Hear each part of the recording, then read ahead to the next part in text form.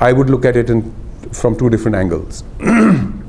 If I look at the intent of the education, or of the Right to Education Act, I think it's laudable.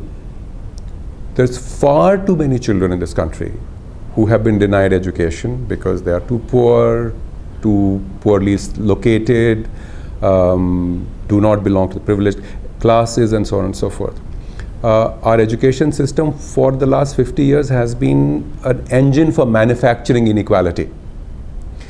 And what RTE set out to do was to say we must not, as a society, allow a lack of means, lack of privilege, lack of station, lack of class to interfere with the right of a child to get educated well. And this is truly, truly necessary. A society that cannot educate its young well doesn't deserve to exist. It will not exist simply because when these children grow up, it'll be chaos. So the intention of RTE to make sure that every child received education appropriate to him is laudable. In practice, I think what RTE has, even in its design, even in the final legislation that we got, has moved far beyond that very, very noble purpose. One of the biggest issues that I have with RTE is that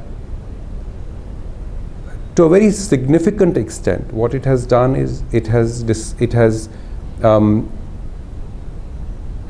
said that what will be taught in schools, how it will be taught in schools, where it will be taught in schools, how the teachers will be trained, how the curriculum will be designed, what will be seen as important for children to learn and what not, all these have become the preserves of the government.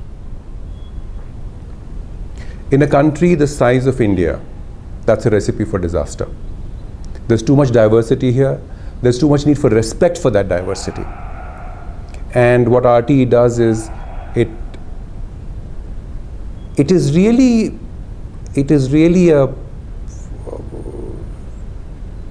highly centralizing mechanism for education. I do not see it going well, and I see that it is necessary for many of those provisions to eventually loosen, without giving up the fundamental idea that no child should ever have to forego education because he can't afford it. We can't afford it as a society.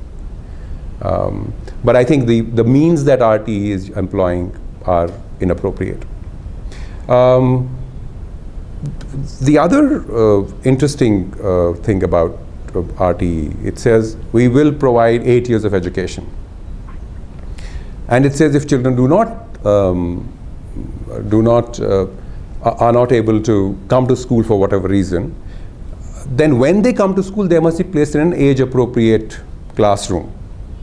So a child who hasn't been to school for whatever reason until he is, let's say, 8 years old, or 9 years old, or 10 years old, at 10 years old he should be in class 5. He has never been to school, but they'll put him into class 5 anyway. And then they say, we will have a make-up provision, which will not be more than 3 years. The reality is that most of the teachers in our schools, and this is definitely true of our rural schools, but it's also true of our urban schools, it's true of all our schools, they cannot even, and we know that from surveys of learning outcomes, they cannot even help children learn 8 years worth of curriculum in 8 years. Because at the end of 8 years, the children don't know very much. To expect them to get a child through 8 years of curriculum in 3 years, where are these teachers on steroids that are going to do this? And eventually what needs to happen is, we have to say, these are the things that children at the end of 8 years should learn. And that is what we are going to guarantee.